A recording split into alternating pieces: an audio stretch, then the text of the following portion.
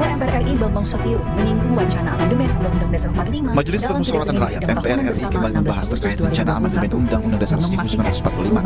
Hal tersebut Akankah ada amandemen Undang-Undang Dasar 1945? Jika itu benar-benar terjadi, maka itu akan menjadi amandemen yang kelima.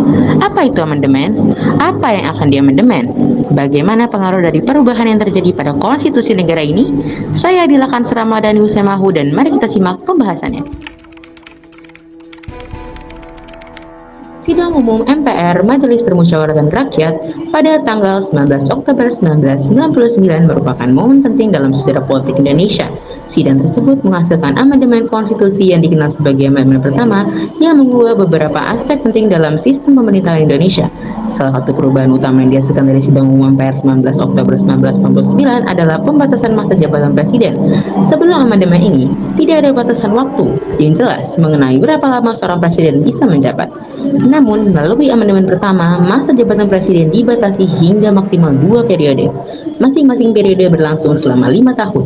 Dan dengan demikian, seorang presiden Indonesia hanya dapat menjabat selama maksimal 10 tahun. Selain itu, Sidang Umum MPR 19 Oktober 1999 juga mengubah pembagian kekuasaan antara presiden dan lembaga legislatif yang diwakili oleh DPR, Dewan Perwakilan Rakyat. Sebelumnya, Presiden memiliki kewenangan yang luas dalam pembentukan undang-undang. Melalui amandemen pertama ini, kekuasaan ini dialihkan kepada DPR. Sidang selanjutnya berlangsung pada 18 Agustus tahun 2000, merupakan momen penting dalam sejarah Indonesia. Amandemen ini membawa perubahan yang signifikan dalam beberapa aspek termasuk pemberian otonomi daerah dan penguatan hak asasi manusia. Salah satu perubahan penting yang diatur dalam amandemen kedua adalah pemberian otonomi daerah yang lebih luas kepada provinsi, kota, dan kabupaten di Indonesia. Hal ini bertujuan untuk memberikan kewenangan yang lebih besar kepada pemerintah daerah dalam mengurus urusan lokal sesuai dengan kebutuhan dan karakteristik masing-masing daerah. Otonomi daerah ini meliputi aspek politik, ekonomi, dan administratif. Selain itu, amandemen ini mengatur lebih lanjut mengenai NKRI sebagai negara kepulauan, perluasan jaminan konstitusional hak asasi manusia, sistem pertahanan dan keamanan negara, pemisahan struktur dan fungsi TNI dengan Polri, serta pengaturan bendera, bahasa, lambang negara, dan lagu kebangsaan. Sidang selanjutnya berlangsung pada tanggal 9 November tahun 2001, merupakan momen penting dalam sejarah politik Indonesia. Sidang ini menghasilkan beberapa hal. Yang pertama adalah MPR bukan lagi lembaga tertinggi. Yang kedua, presiden dipilih langsung oleh rakyat. Sebelum amandemen, presiden dipilih oleh MPR. Namun setelah amandemen, presiden dipilih oleh rakyat melalui pemilihan umum. Hal ini memperkuat aspek demokratisasi dalam sistem politik Indonesia, di mana kekuasaan presiden menjadi lebih langsung berasal dari mandat rakyat. Selain itu, ada pun hasil lainnya seperti pembentukan Mahkamah Konstitusi atau MK, kehakiman di tangan Mahkamah Agung, dan pembentukan Komisi Yudisial. Perubahan-perubahan tersebut dalam amandemen ketiga ini memberikan dampak yang sangat signifikan dalam sistem politik dan lembaga-lembaga di Indonesia. Amandemen ini bertujuan untuk memperkuat demokrasi, memisahkan kekuasaan, serta meningkatkan perlindungan hak-hak konstitusional negara Indonesia.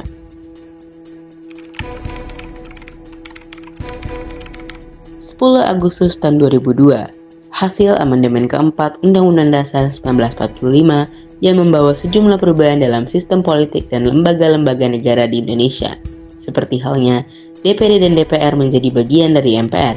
Sebelum amandemen keempat, Dewan Perwakilan Rakyat merupakan satu lembaga yang terpisah dari MPR. Namun setelah amandemen, DPR dan Dewan Perwakilan Daerah menjadi bagian dari MPR.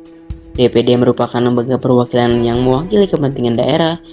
Integrasi DPR dan DPD ke dalam MPR bertujuan untuk memperkuat peran daerah dalam proses pengambilan keputusan nasional. Selain itu, ada pun hasil lain seperti penghapusan Dewan Pertimbangan Agung dan penyelenggaraan ekonomi nasional. Amandemen keempat juga memperkuat peranan negara dalam penyelenggaraan ekonomi nasional. Pasal 33 Undang-Undang Dasar 1945 yang mengatur tentang ekonomi nasional direvisi untuk menegaskan bahwa negara memiliki peranan aktif dalam mengelola sumber daya alam dan usaha ekonomi untuk kesejahteraan rakyat. Hal ini menekankan pentingnya peran negara dalam mengendalikan dan mengatur sektor ekonomi untuk kepentingan nasional. Perubahan-perubahan dalam amandemen keempat bertujuan untuk memperkuat sistem politik dan lembaga-lembaga negara di Indonesia. Integrasi DPR dan DPD ke dalam MPR meningkatkan representasi daerah dalam proses pengambilan keputusan nasional. Penghapusan DPA membawa efisiensi dalam struktur lembaga negara. Sementara itu, penekanan pada peranan negara dalam ekonomi nasional mencerminkan komitmen untuk memperkuat peran pemerintah dalam pembangunan dan kesejahteraan rakyat. Jadi, bagaimana pendapat kalian tentang hasil sidang yang pertama sampai yang keempat? Jika kalian sudah memahami hasilnya dengan baik, maka dari itu, saya Adila Kansa Ramadhani Semahu pamit undur diri dan sampai jumpa.